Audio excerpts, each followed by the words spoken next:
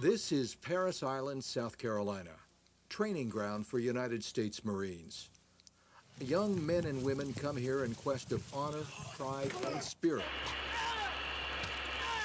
The training is tough and uncompromising, but all who come have chosen to take up the Corps' challenge, to try to become one of the few, the proud. The next 12 unforgettable weeks will present the most intense physical, mental, and emotional demands imaginable. Not all who come here will succeed. So you ain't gonna make it. Ain't no way you gonna make it. But to gut it out, to see the training all the way through, the reward is a title that lasts forever. That title is Marine.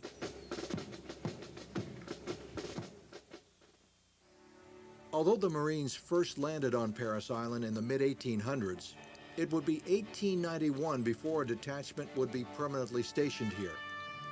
The Marines served as guards while a large wooden dry dock was under construction. Designated as Marine Barracks, U.S. Naval Station, Port Royal, South Carolina in 1886, it would be 1893 before the first barracks were actually built. In 1911, the Navy redesignated Parris Island as the U.S. Naval Disciplinary Barracks, Port Royal. Marines worked as brig guards under the command of the Navy. As the United States drew closer to entering World War I, the country experienced a dramatic rise in patriotism. To keep pace with recruitment and the need to standardize Marine training, the Navy turned Parris Island over to the Corps in 1915. In October of that year, the USS Prairie steamed into the Beaufort River, carrying the first 750 men for the newly established training base. Just 2 years later, the first Parris Island trained Marines would see battle in the bloody trenches of France. Eventually, more than 46,000 Marines were trained for duty in World War I. Then, between 1922 and the mid-1930s, recruit training slowed with only about 300 recruits reporting each month. But after the United States entered World War II in 1941, the training pace intensified to the point where more than 6,800 new recruits reported monthly. In total, more than 204,000 Marines were trained for service in World War II, with as many as 20,000 being trained at one time. In 1946, Marine Corps leaders reorganized the post at Parris Island and decided to give it a designation that would reflect its primary mission, the training of Marine recruits. That's when it became the world-famous Marine Corps recruit depot, Parris Island, South Carolina. Women Marines are also an integral part of Parris Island's history. First arriving in 1943 as reservists, in 1949, the year following the passing of the Women's Armed Services Integration Act, a separate battalion exclusively for the training of female recruits was permanently established at Parris Island.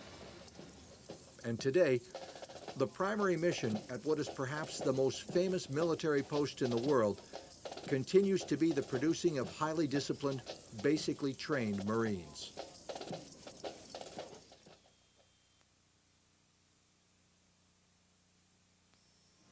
For those who've experienced it, it's a night that'll never be forgotten. The arrival at the International Airport in Charleston, South Carolina, and the encounter with that first figure of authority in a Marine uniform.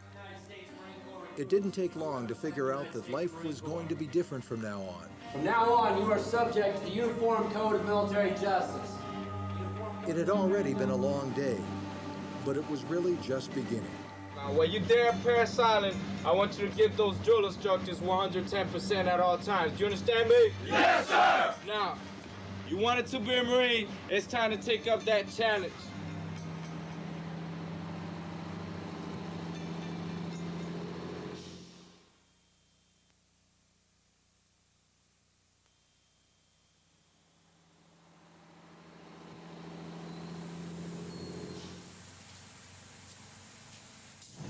Sometime today might be nice. Hurry up! Go, get off the bus. Get on the yellow bus. Seeing and hearing that drill instructor for the first time catches everyone off guard. Your head and eyes remain straight to the front. Your chin is slightly tucked. But most importantly, your mouth is shut. You are now aboard Marine Corps Crew Depot, Paris Island, South Carolina. It leaves you dazed, confused, and more than anything, scared, almost afraid to think of what might be coming next.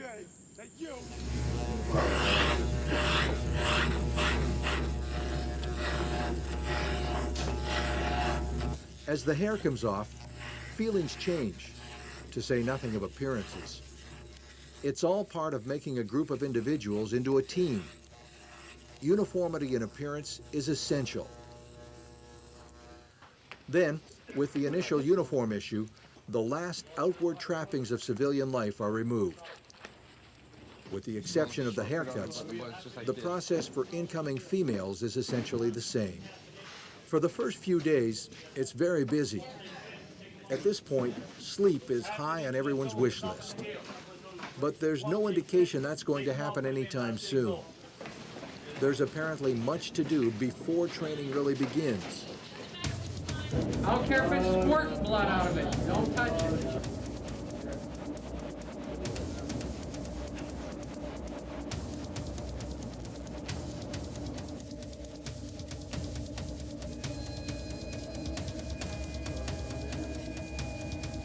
How you doing this morning? Okay, sir. Are you having any dental problems today? No, sir.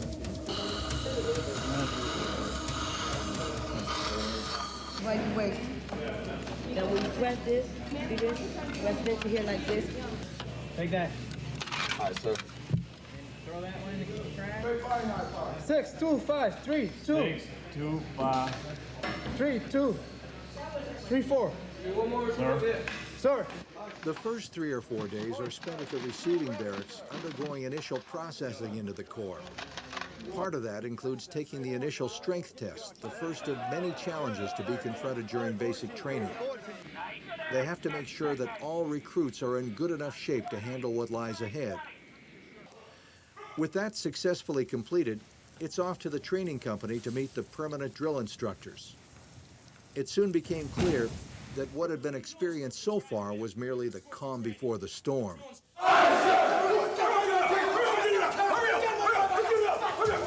How about it?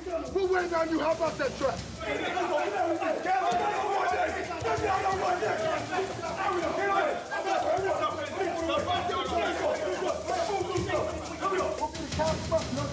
Yes, sir! You will not say nothing until you will not do nothing. God, they're going to tell you to move. You understand that? Yes, sir!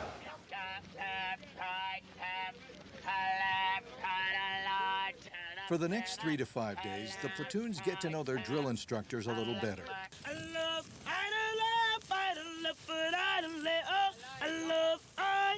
This period is known as forming, a time to learn the basics.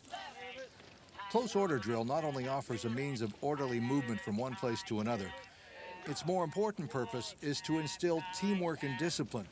No, you understand that? Sir, yes, sir! Oh, you understand that? Yes, sir! You take that, as soon as that left foot goes forward, you're pivoting in my column, you understand that? Yes, sir! Squad leaders, you know what you're doing, don't you? Sir, yes, sir! It's driven home early and often that obedience to orders comes without question or hesitation. You don't scratch your face! This is a new way of life, unlike anything any recruit has ever experienced. Time is precious. The clock rules everyone's life. Every event has its place and time. The days seem long and unending. To the drill instructors, though, Yes, sir! No louder! Yes, sir! well, they have their work cut out for them. Somehow they have to take a bunch of raw, undisciplined individuals and turn them into a team of fierce fighting warriors. And they've got to get it done in 12 short weeks.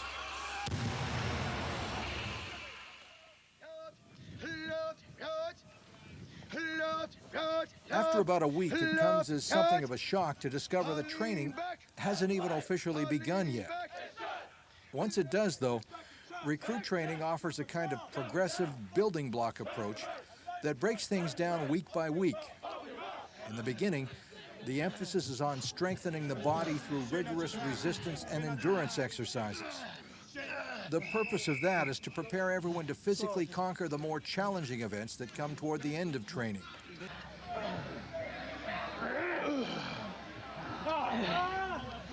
All the way up, all the way down. Most Most of us grew up with the same beliefs that Recruits are also taught early on about the core values of honor, courage, and commitment. Before leaving here, these ideals will be instilled deep into everyone's heart and mind. Also in these first few weeks, the building of self-confidence is stressed. While at the same time, recruits are learning to depend more on each other. Already starting to perform physical feats far beyond anything that was expected, by now, the thinking is more in terms of unit than individual.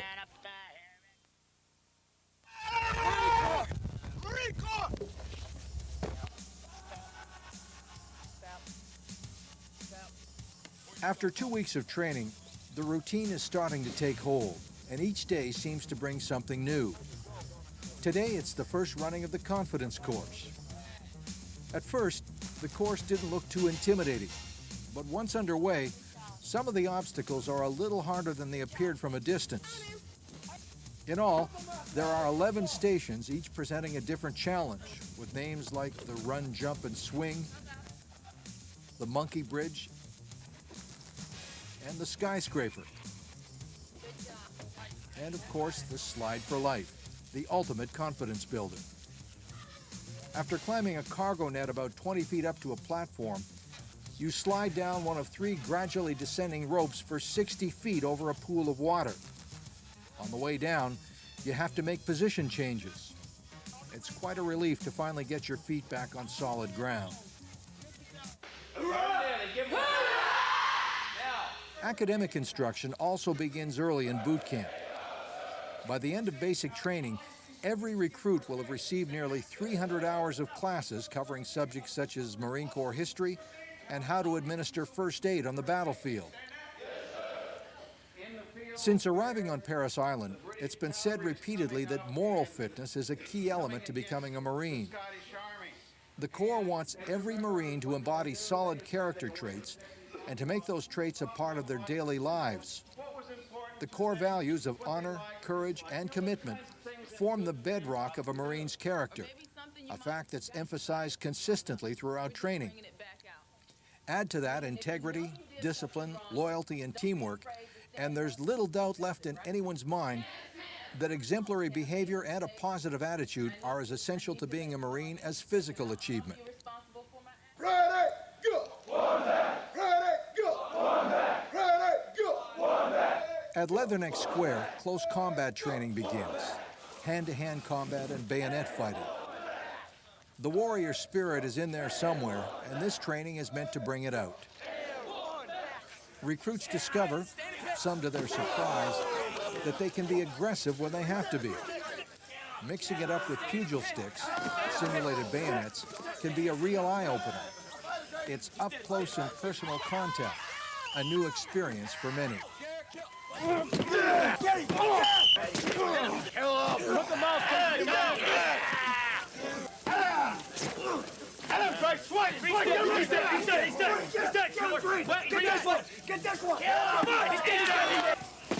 Oh, get on him! Kill him! Get on him! Put it down! Since the Marine Corps is renowned as an amphibious fighting force, combat water survival is also an integral part of training. You have to rid yourself of any fear of water. Before today, most could swim, at least a little bit, but this training isn't just about swimming. More importantly, it's about learning how to stay afloat in full combat gear and maneuvering safely back to shore.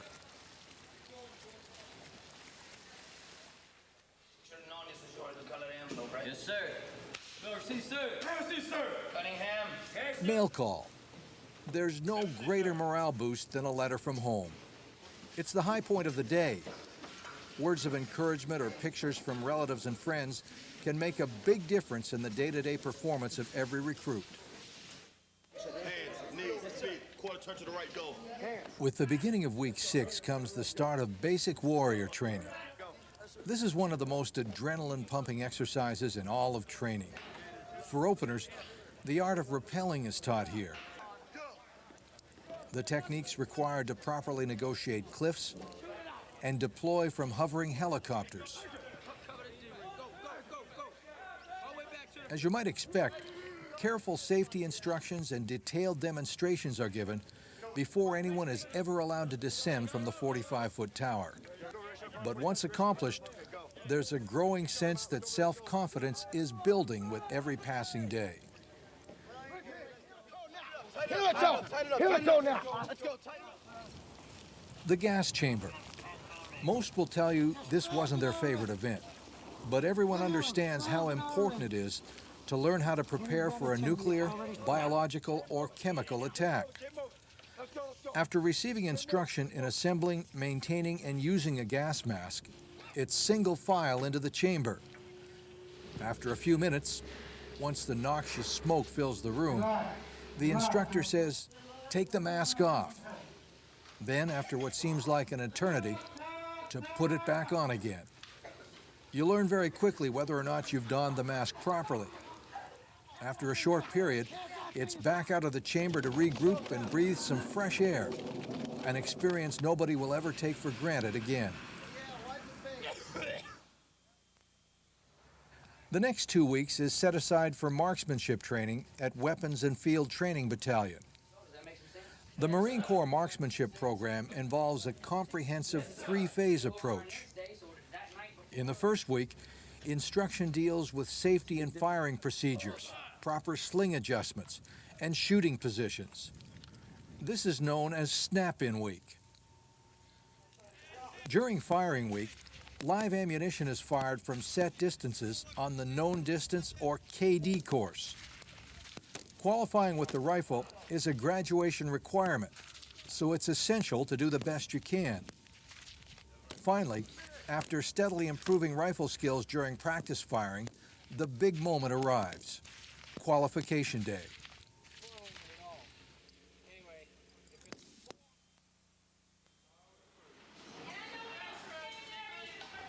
Following the rifle range, it's a week of either mess or maintenance duties. Some work in the mess hall serving chow, while others are assigned maintenance duties elsewhere on the depot. This is usually a less stressful part of the training process, a welcome break from the drill instructors, and it also gives them a break from their recruits. It's a good time to recharge batteries and get ready for the final push. It's called A-line, and training is devoted to firing weapons at multiple and moving targets, or to night fire using tracer rounds to pinpoint fields of fire.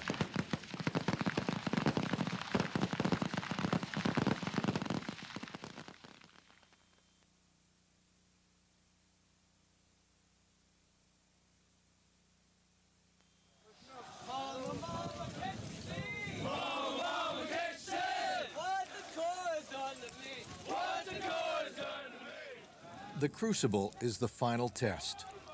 It's 54 long, grueling, virtually non-stop hours with very little food, practically no sleep, and nearly 40 miles of humps, most of it with full packs. Everything that's been learned to this point is applied here, as everyone gets pushed to the threshold of their physical, mental, and moral limits. It's unit before self as teamwork and core values are emphasized over and over again.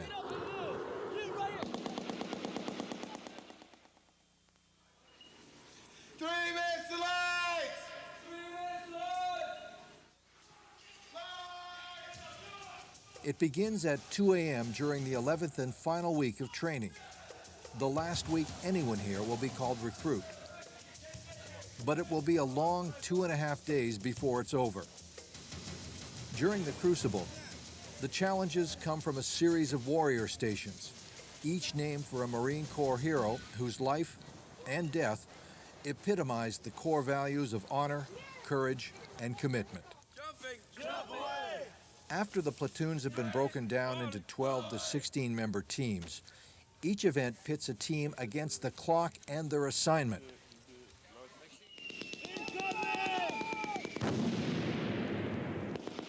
At the infiltration course, the progress is cautious in conditions created to simulate the chaos of battle.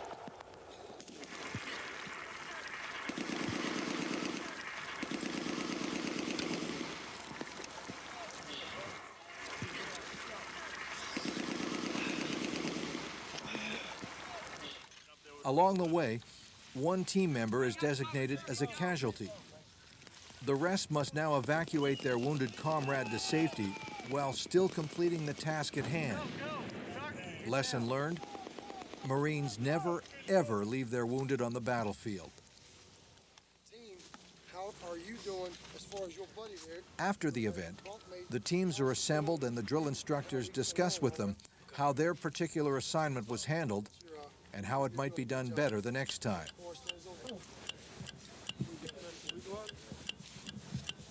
So far, so good. Day one is well underway.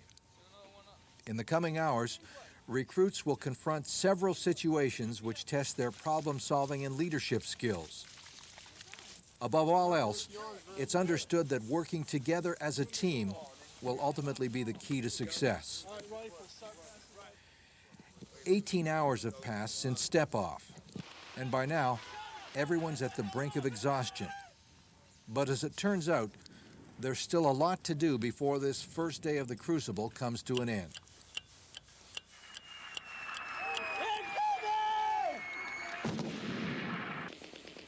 The night infiltration course simulates a resupply mission, and it's very similar to the daytime running of this same course, except that now it's necessary to find both the energy and the will to continue.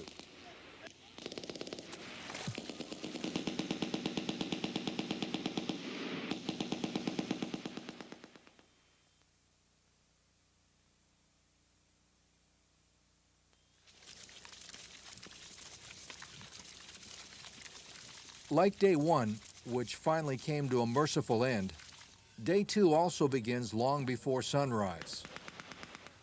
Working on only about 4 hours of sleep, there's no one who isn't weary, but also no one who will be allowed to quit. Patience is short, and nerves are on edge. It's time to regroup, to get it together.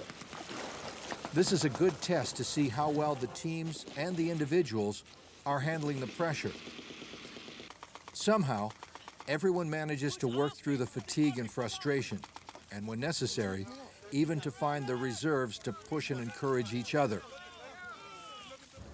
As the sun begins to set on day two, there's a sense that maybe, just maybe, the end is actually in sight and everyone's going to make it.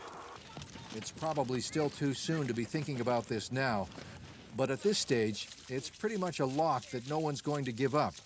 This has gone way too far to stop. What was started together will be finished together.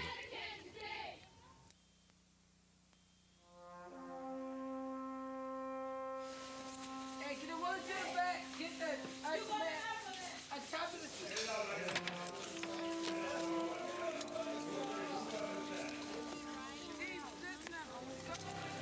It's hard to believe, but this is the home stretch. Only 9 miles stands between each anxious recruit and their Eagle Globe and Anchor. And with every step, you feel a little less like a recruit and a little more like a Marine. We started together. The chants are motivating, and they're also taking everyone's mind off the sore muscles and blisters. The adrenaline is really pumping now. It's time to feel good about what's been accomplished, to feel pride in unit and in self.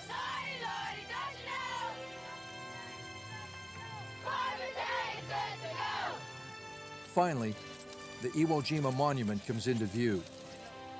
Just a few more feet, and everyone here can say, "We've made it."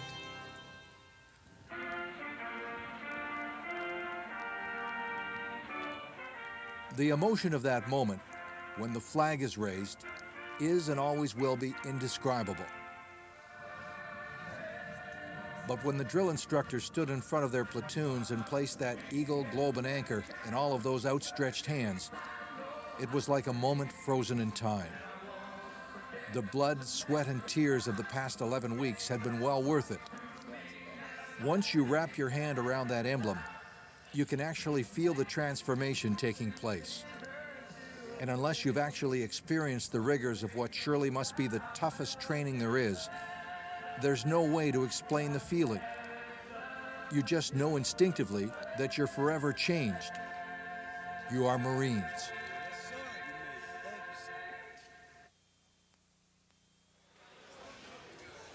Following the emblem ceremony, it was time for a warrior's feast. The steak and eggs were great, but somehow, the greatest thrill was finally being able to sit and really talk with the drill instructors, the Marines who'd made everyone at that breakfast into Marines. It's now the last week of boot camp, transition week. Things are a little more relaxed, but truthfully, you don't forget for a second that you're still on Parris Island. Besides, nobody's out of here yet. With the battalion commander's inspection, the final seal of approval is still to come. Even though the title Marine has now been bestowed, everyone understands that things like PT, military decorum, and self-discipline are going to be a way of life for as long as the uniform is worn. Even now, on the eve of graduation, there's a 5-mile run. Led by the company officers and drill instructors, it's called the Motivation Run. This isn't really like the PT of these past weeks, though. It's more a celebration of what's been accomplished.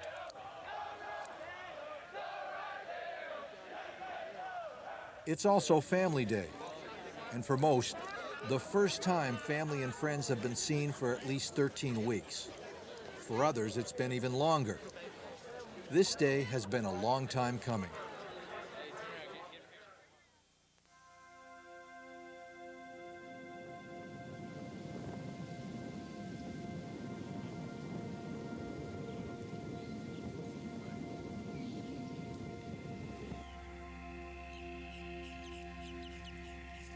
The next day begins like so many have during the past 3 months, but everyone understands that it really is different.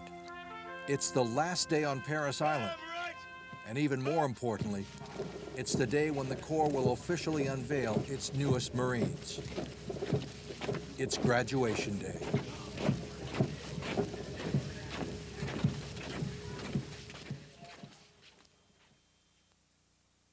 The term Devil Dog is used today as a friendly reference between Marines, but the nickname has a proud history. It was first given to the Marines by the German troops who fought against them in the Battle of Belleau Wood in World War I. In 1921, Major General Smedley Butler introduced the first Bulldog as a Marine mascot. Now entering the parade deck is Parris Island's own Devil Dog, Iron Mike.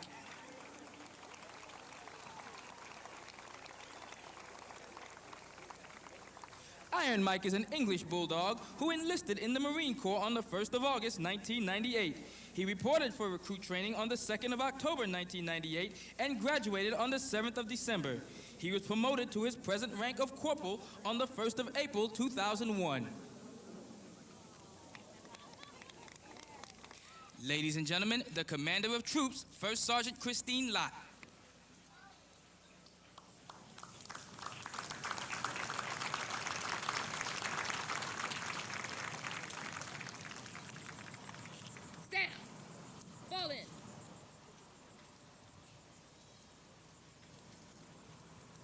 The staff for today's parade is comprised of drill instructors from the 4th Recruit Training Battalion.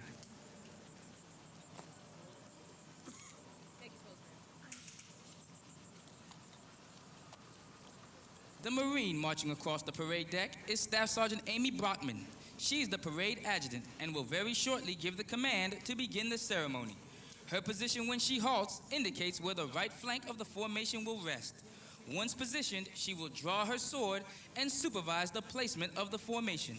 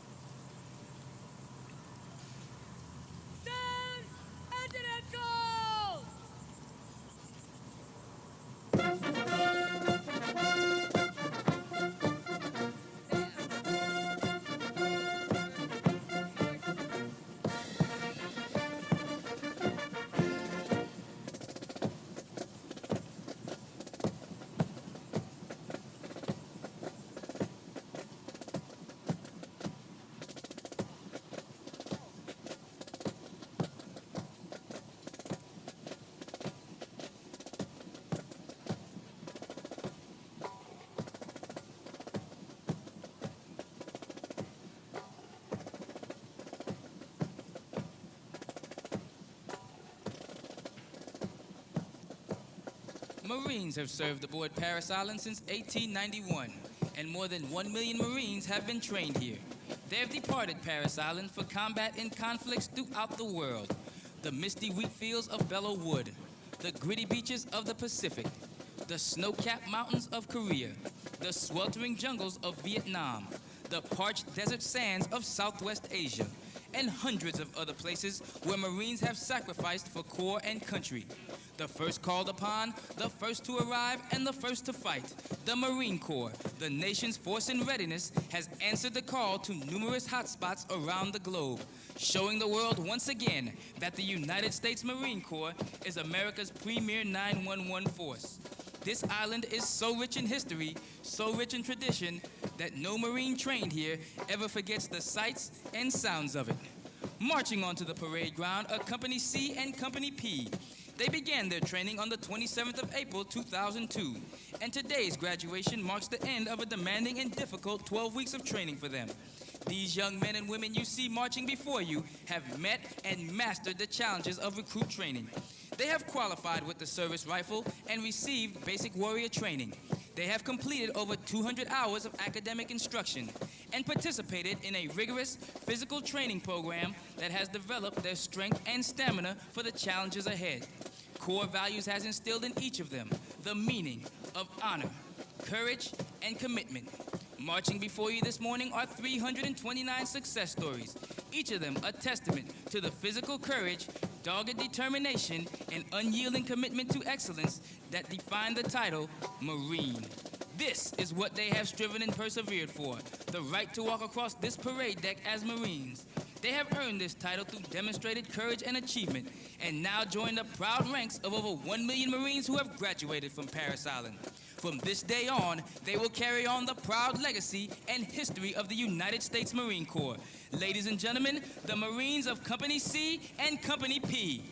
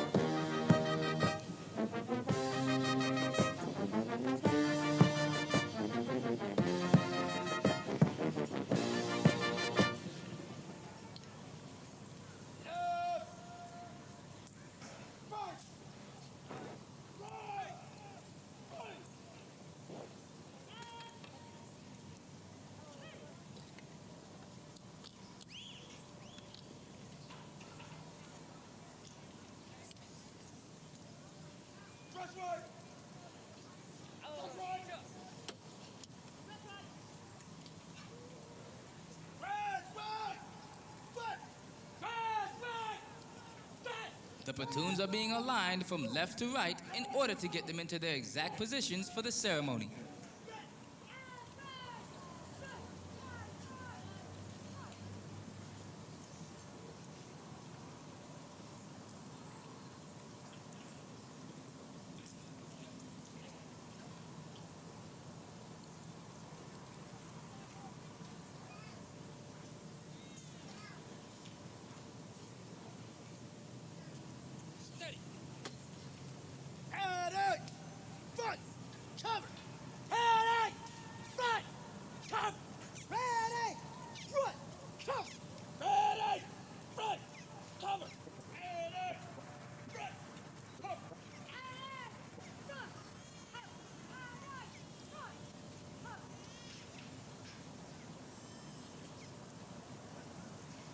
Ladies and gentlemen, please rise for our national anthem.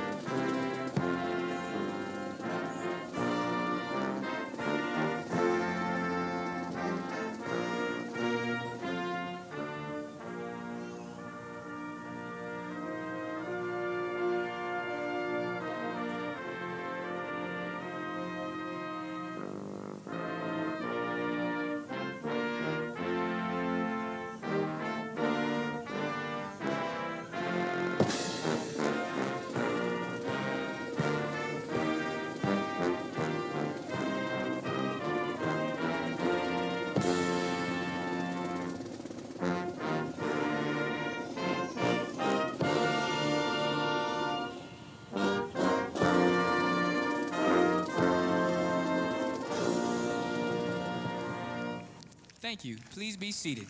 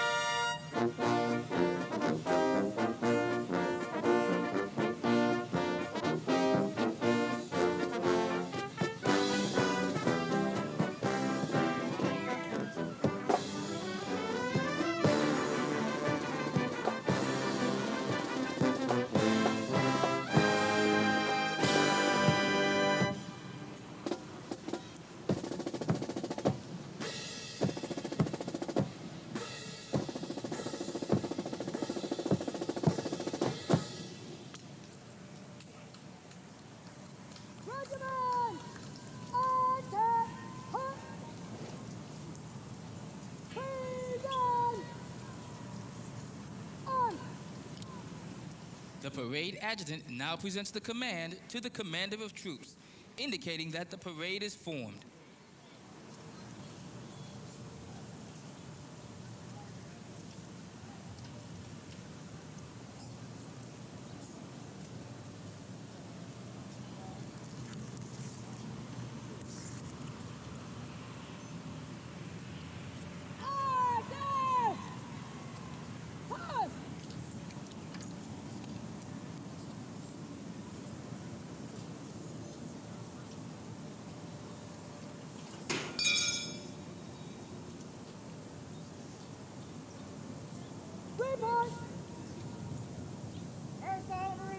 All present are accounted for.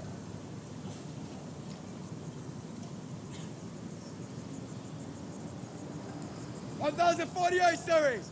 All present, all accounted for.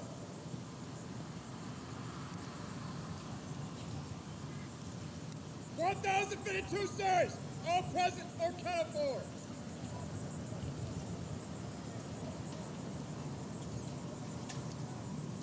4022 series, all present or accounted for.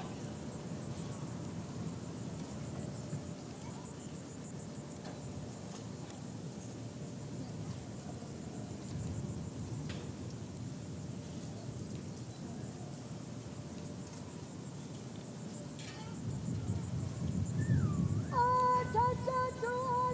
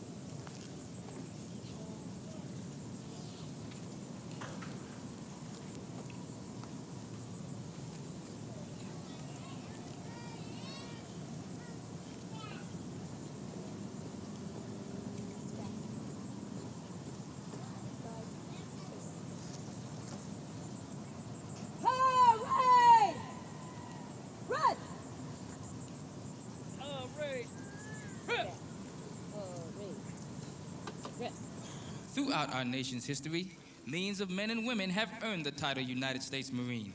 Many who have helped shape our history join us here today.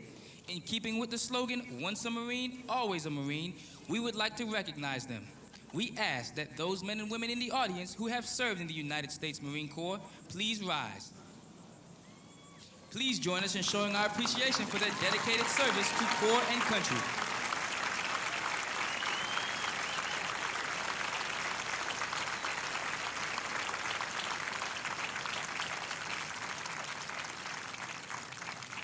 Ladies and gentlemen, please rise. Lieutenant Cassie Allen, the chaplain of the 4th Recruit Training Battalion, will deliver the invocation.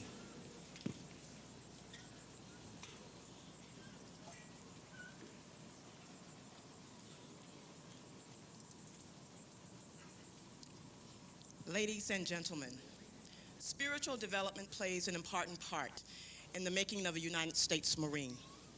The prayer was written for the Marines of Company C and P.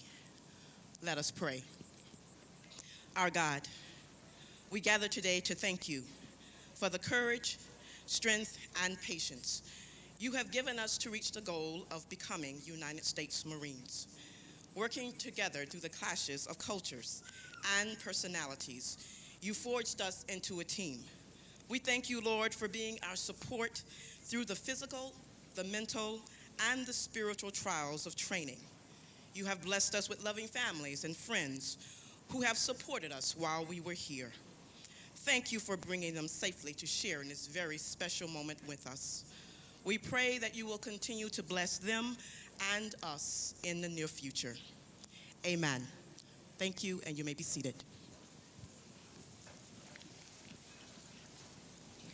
Ladies and gentlemen, the commanding officer of the 4th Recruit Training Battalion, Lieutenant Colonel Kim Johnson.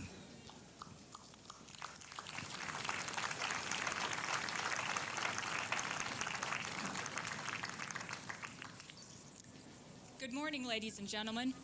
On behalf of the Commanding General, Brigadier General McMenamin, I would like to welcome you to Parris Island and this morning's graduation ceremony.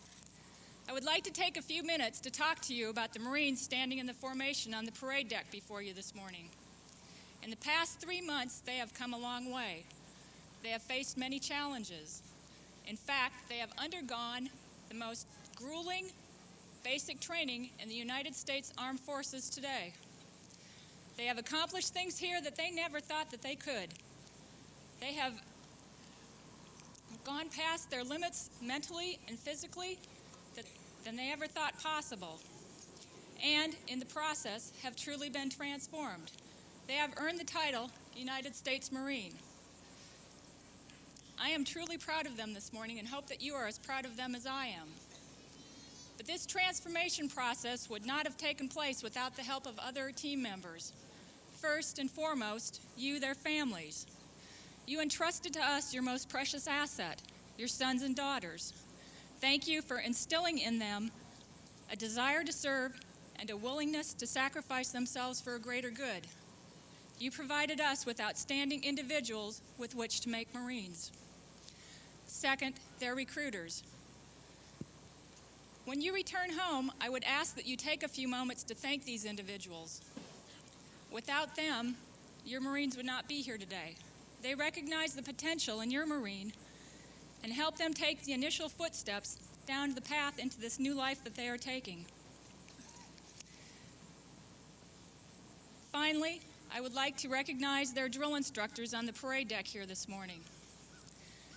These dedicated professionals have committed themselves over the past 3 months to training, transforming, and mentoring your loved ones into United States Marines. They have truly done an outstanding job. Please join me in a round of applause for their drill instructors.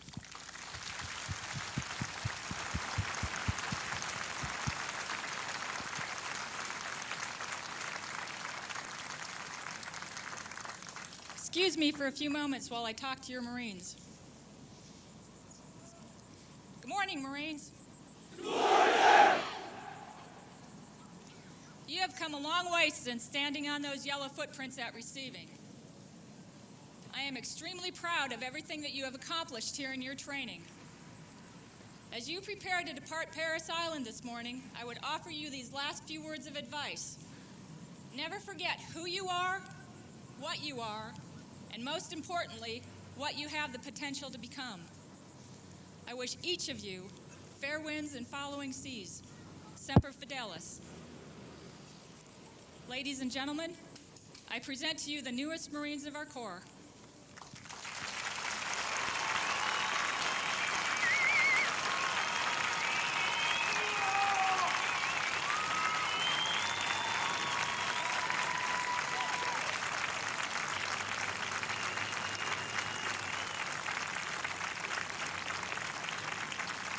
Reviewing today's graduation ceremony is Captain Edward M. Border, United States Navy.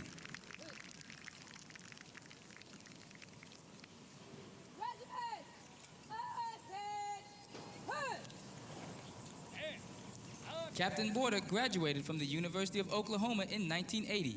Receiving his commission through the Navy ROTC program, he served on the USS Peterson as a damage control assistant and anti-submarine warfare officer.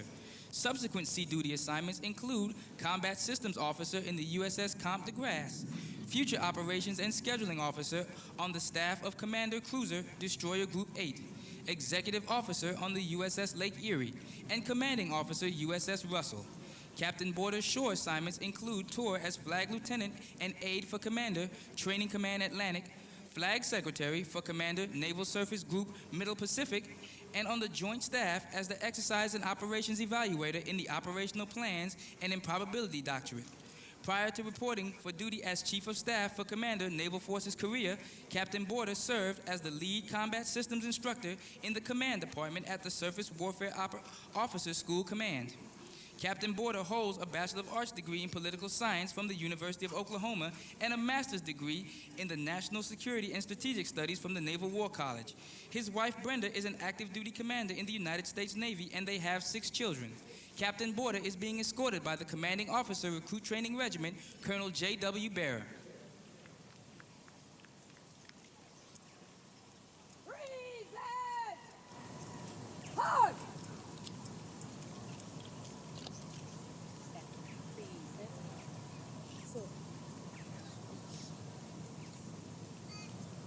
March to command and review.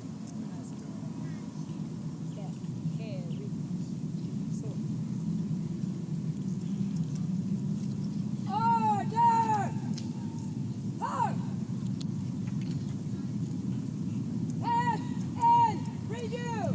During the pass and review, we ask that as the national colors pass before you, you please rise. After they have passed, please be seated. Right! Fight!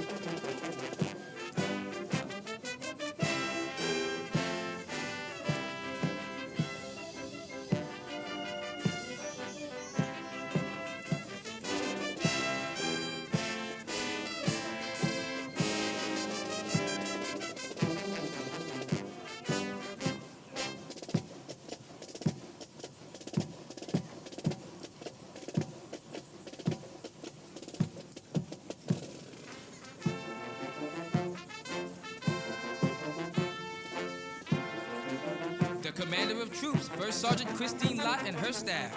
Her company commander is Captain Don Rosenblatt.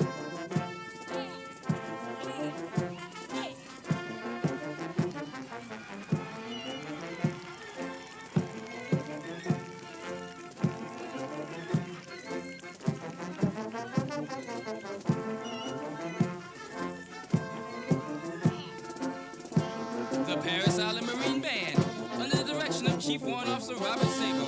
The drum major is Gunnery Sergeant Grady May.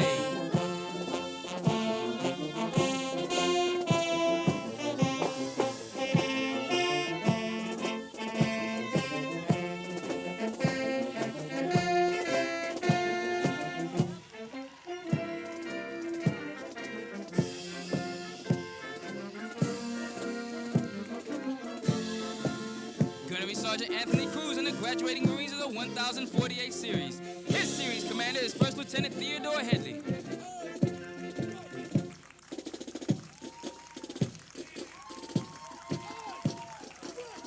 Ladies and gentlemen, the honor platoon of Company C is Platoon 1048, led by Senior Drill Instructor Staff Sergeant Johnny Van Sil.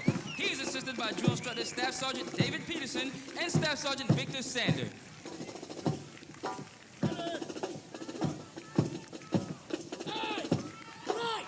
The Senior Drill Instructor Platoon 1049 is Staff Sergeant Alex Dachenko. He's assisted by Drill Instructor Staff Sergeant Eduardo Quiros and Staff Sergeant Ronald Ducote.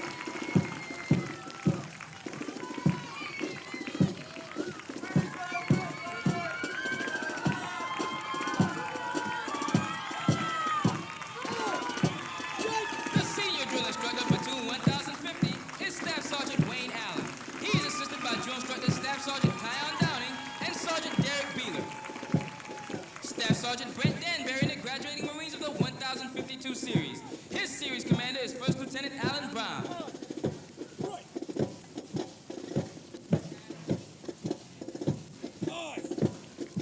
The Senior Drill Instructor Platoon 1052 is Staff Sergeant William Dinkins. He's assisted by Drill Instructor Sergeant Joshua Atkins and Sergeant Jermaine Ballinger.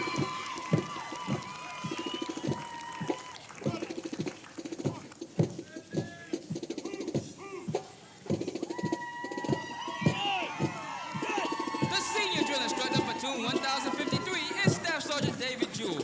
He's assisted by Drill Instructor Sergeant Benjamin Blanton and Sergeant Joshua Raposa.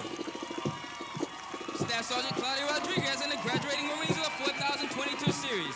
Her series commander is First Lieutenant Catherine Miller.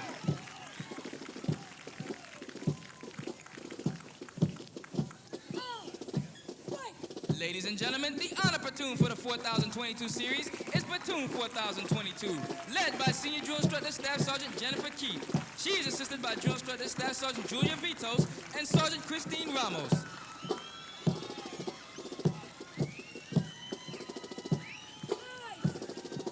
The Senior Drill Instructor Platoon 4023 is Staff Sergeant Tina Damaris. She is assisted by Drill Instructor Staff Sergeant Amy Brockman and Sergeant Christine Henning.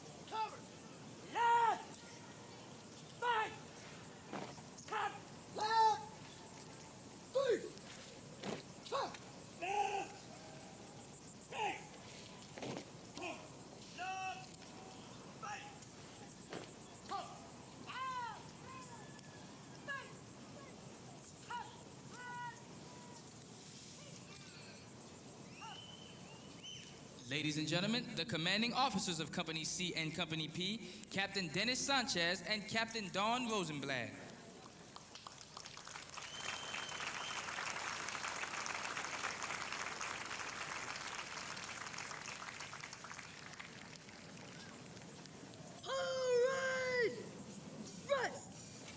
Ladies and gentlemen, the Marine Corps tradition of every Marine is a rifleman begins in recruit training. Prior to graduation, each Marine undergoes intensive marksmanship instruction and is required to qualify with the M16A2 service rifle, firing a total of 50 rounds from distances of 200, 300, and 500 yards. Physical fitness also plays an important part in the life of every Marine. The spirit of overall physical well-being is instilled and strengthened in every recruit so that it may be carried forward through their career as a Marine and beyond. At this time, we would like to recognize those Marines who qualified with the highest rifle score out of 250 possible points and the highest physical fitness test score out of 300 possible points in each company. The high shooter of Company C with a score of 235 points is PFC Richard of Platoon 1050. He was trained by PMI Sergeant Lawrence and coached by Sergeant Neese. The most physically fit Marine of Company C with a score of 298 points is Private Gondry of Platoon 1053. The high shooter of Company P with a score of 220 points is Private Martin of Platoon 4023. She was trained by PMI Sergeant Green and coached by Sergeant Roston. The most physically fit Marine of Company P with a score of 300 points is PFC Rusum of Platoon 4023. Ladies and gentlemen, the high shooters and most physically fit Marines of Company C and Company P.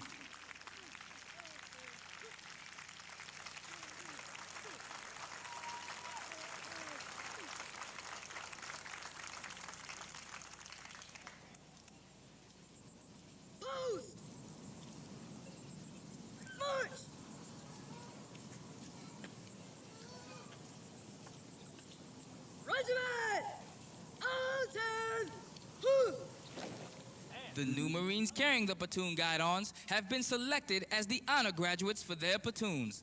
They will now retire their guidons. Guys! Center! March!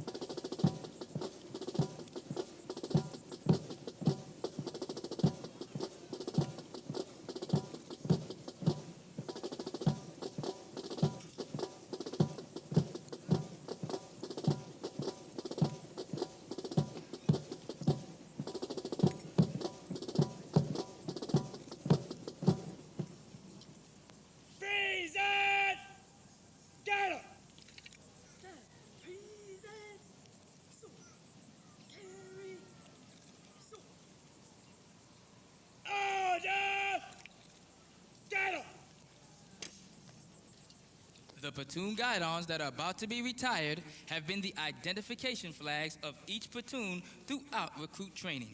To each, the guidon is a symbol of spirit, dedication, teamwork, and unit identity. Retire the guidons!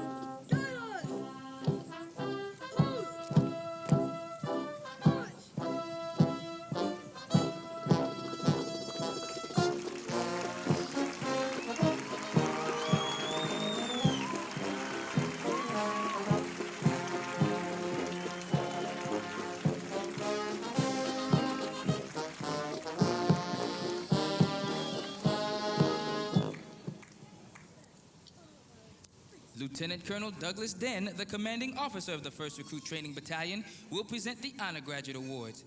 He is accompanied by Sergeant Major Alexander McBride. Please hold your applause until after all the awards have been presented.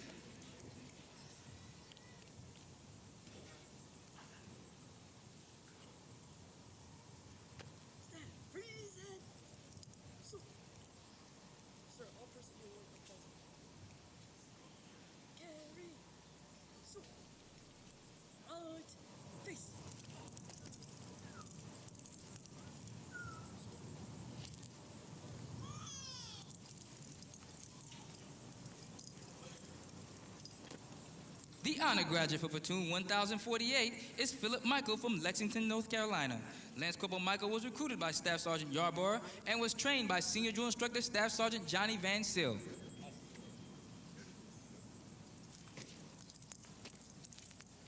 The honor graduate for platoon 1049 is James Vesterman from Piscataway, New Jersey. PFC Vesterman was recruited by Staff Sergeant Moses and was trained by Senior Drill Instructor Staff Sergeant Alex Dachenko.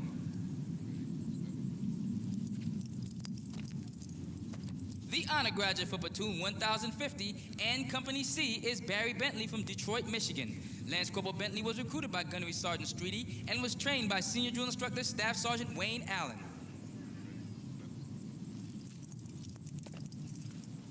The honor graduate for platoon 1052 is Patrick Toohey from Westfield, New Jersey. PFC Toohey was recruited by Sergeant Taylor and was trained by Senior Drill Instructor Staff Sergeant William Dinkins.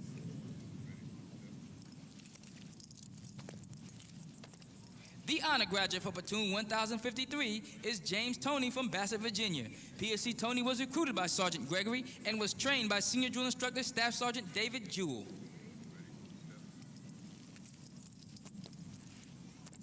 The honor graduate for platoon 4022 and Company P is Marley Muldoon from Glenview, Illinois. Lance Corporal Muldoon was recruited by Gunnery Sergeant Zitlow and was trained by Senior Drill Instructor Staff Sergeant Jennifer Keith. The honor graduate for platoon 4023 is Amanda Rusum from Palm Desert, California. PFC Rusum was recruited by Staff Sergeant Harris and was trained by Senior Drill Instructor Staff Sergeant Tina Damaris. Ladies and gentlemen, the distinguished graduates of Company C and Company P.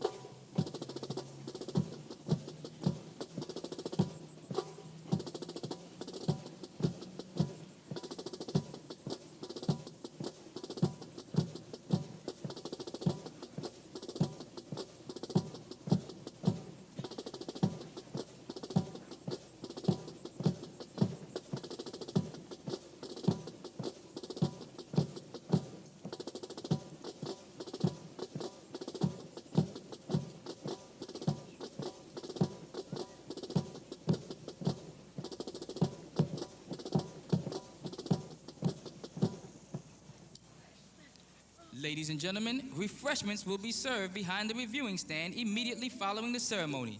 The drill instructors of our graduating platoons and various officers of the command will be present and pleased to meet with you.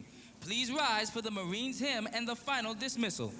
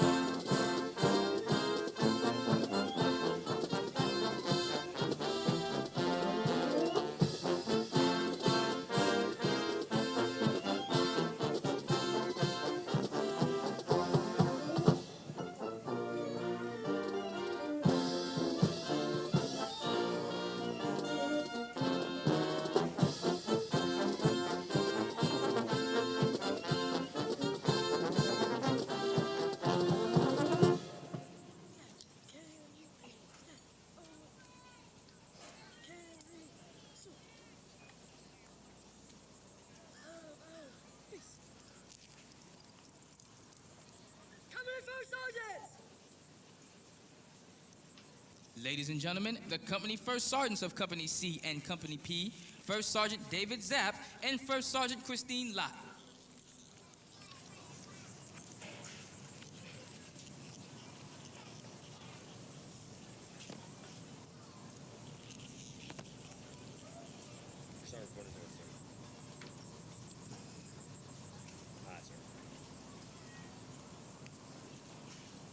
First Sergeant reporting is automatic.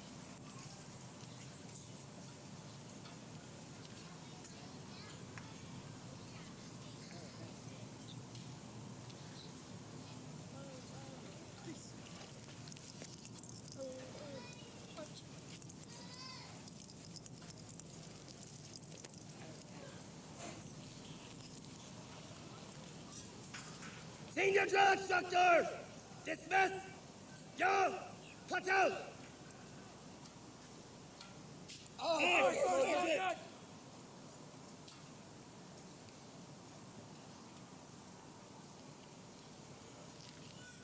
Senior drill instructors, dismiss your platoons. Aye, First Sergeant.